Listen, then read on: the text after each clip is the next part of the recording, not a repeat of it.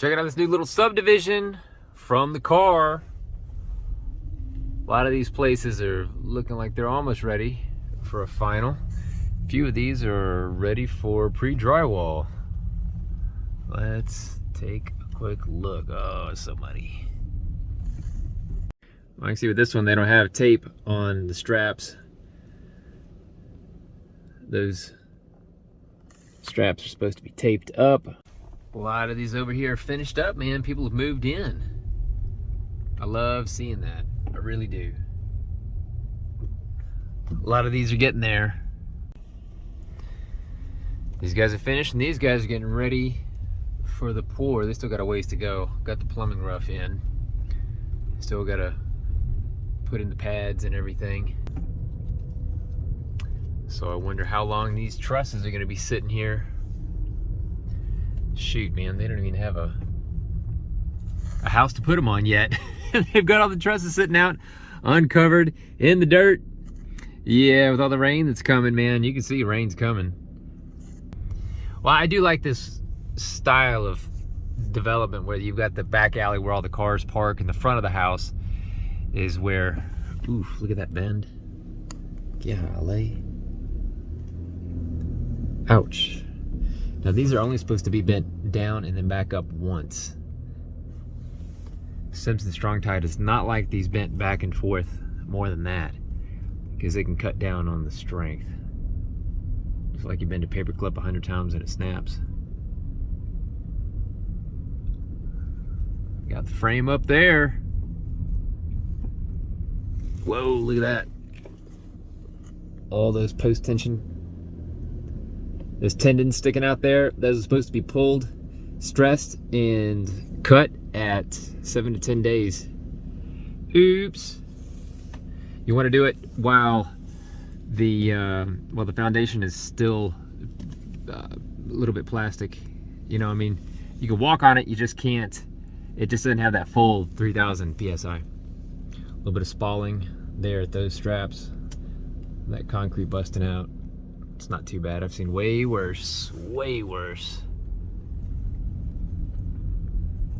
But all that needs to be taped up. Okay, one of these is my job for the day. I'm gonna have to go out front to find the address. So here's my job up here at this little house. First thing I see is all this sheetrock just chilling right there. Somebody dumped it off right in the dirt. It rained this morning. It's gonna rain this evening. All right, well, I'm not impressed that they left all this out. You can see it's wet. It's all damp here. And it's only gonna get wetter because the weather is coming. So just rocking up here. Let's take a quick look inside just to get an idea of how this looks. I normally start on the outside, but just to give you guys, well, all of us sort of a first impression of what this job's gonna look like. Damn. There's the plans. At least there's plans on site. That's a plus, right? Man.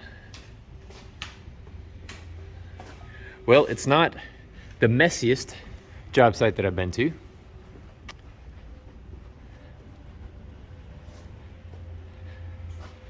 Anybody need a 2x4? A few extras. Might have to pull your own nails. There's some dry sheetrock, finally. Yeah, well, okay, this is what we got to work with. Pretty small little place. I've got a 8,500 square foot one to do tomorrow. Honestly, it's gonna be all day. I don't even know if I'm gonna have time to take any videos, but see what they say. Let's start with the outside here. So on the outside, I always start here at the front left corner. You can see this is the everybody's favorite structural sheathing. And whoa. Oh, wow, that is a beaut. Man, this must have come in from some sort of infill. I know there's a lot of these around, but I say a lot of these. I mean, this is the first one I found this big. Holy smokes, man, that's awesome. All right, so follow me here. We're at the front. I'm really glad to see that they used the blue stuff. The blue stuff is the strong stuff. Very strong, very strong. I can see that here on the roof. This underlayment doesn't fully cover. Even that little tiny spot underneath the eave is supposed to be covered. In fact, they didn't use the wrong kind of, they didn't use the correct fasteners for this. They used just regular staples instead of the plastic capped fasteners. One thing I see all the time drives me nuts, man, is they do this at the pre-pour stage. You see this little ledge right here, this little lip? This is to prevent, this paper here is to prevent water from being held against the sheathing. And you can see with this lip here, it's doing exactly what it's not supposed to be doing. It is holding water against that. Now, this is soaking wet down here at the bottom. You can see how it's soaked up into the edge, that corner. Shredded. They missed some staples down here. You gotta make sure it's stapled right if you're gonna use cardboard. You gotta make sure this is on right if you're gonna put on masonry. What the hell? Jesus H. So far the right side looks pretty good. I can see that they missed a lot of nails in these mud sill anchors.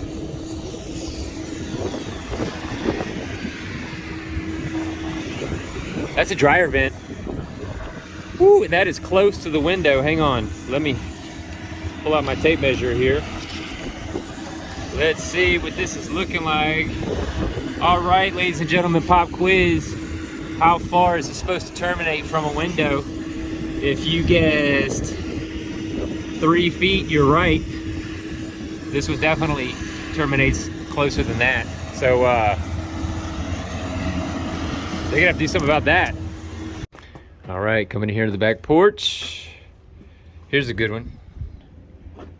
Fastener pattern for structural. That's definitely the blue stuff. 3 inches edge, 3 inches field on center, up to 6 and 12. Okay, so we're gonna do 3 or 6. I guess it would depend on what the plans say.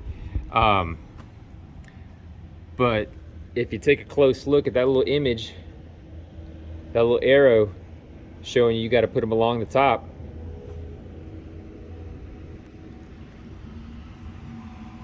Guess what's not along the top?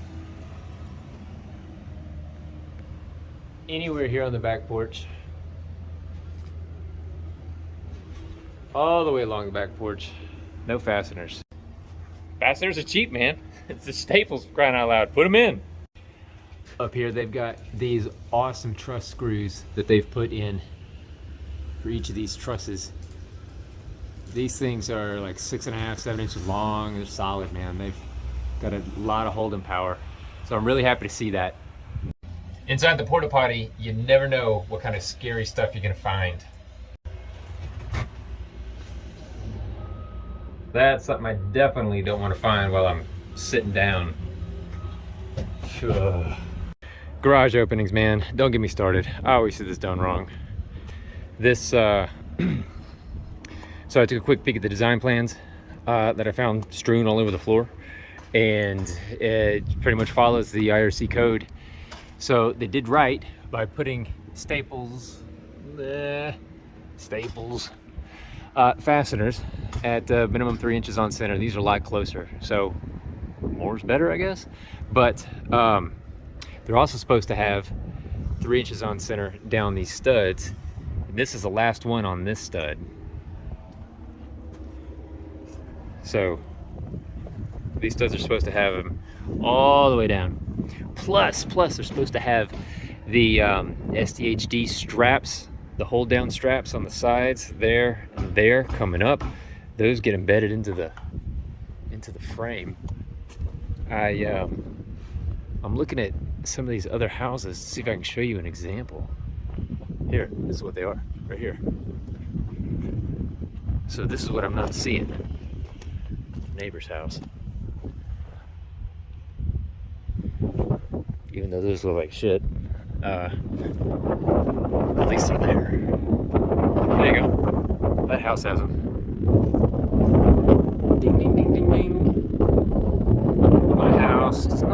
once. So the other thing is that in addition to those hold downs, they're supposed to have either 2 of these bolts or these 2 anchors.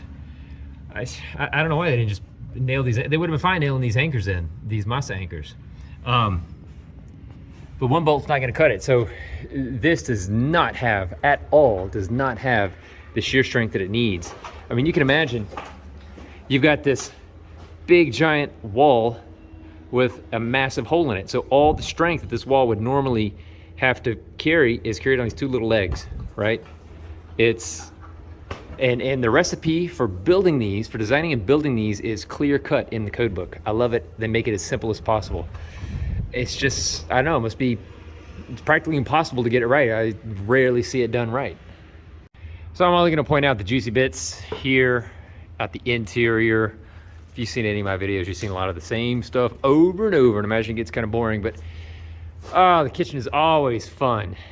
So I guess you see this stud coming up has been cut to accommodate the exhaust vent, and what an awesome job they've done of framing it out with this whatever this thing is.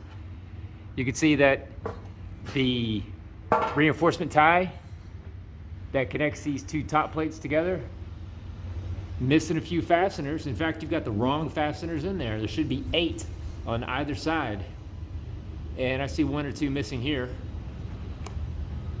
Should be nails as well. So now you're saying, all right, Casey, well, what about the other side?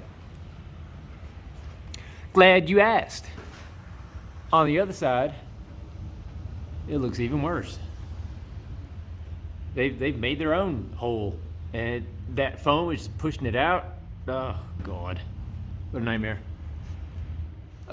So all this needs to be reframed.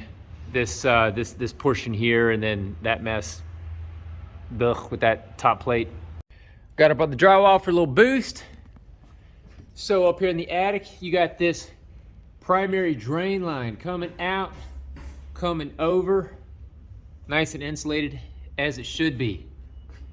Got a little space here, but what's it doing? What is it doing? Hang on, let's zoom in.